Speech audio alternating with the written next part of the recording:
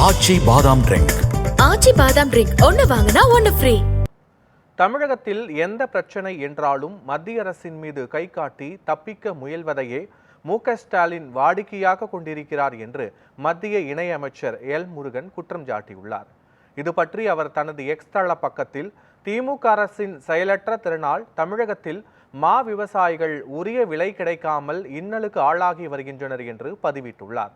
ஆந்திர மாநில அரசு முன்கூட்டியே நடவடிக்கை எடுத்து மத்திய அரசுடன் இணைந்து செயல்பட்டு மா விவசாயிகளின் பிரச்சனைகளை தீர்த்து வைத்துள்ளது என குறிப்பிட்டுள்ள மத்திய இணையமைச்சர் எல் முருகன், தமிழக முதலமைச்சர் மு.க.ஸ்டாலின் பிரச்சனையை மத்திய அரசிடம் தள்ளிவிட்டுவிட்டு தப்பிவிடலாம் என எண்ணுகிறார் என்று குற்றம் சாட்டியுள்ளார். மு.க.ஸ்டாலின் ஊர்தோறும் தனது தந்தையான முன்னாள் முதலமைச்சர் கருணாநிதியின் சிலையை திறந்து வைத்து விளம்பர அரசியல் செய்து கொண்டிருக்கிறார் என விமர்சனம் செய்துள்ள எல் முருகன், மு.க.ஸ்டாலினை முதலமைச்சராக மக்கள் தேர்வு செய்தது எதற்காக என வினவியுள்ளார்.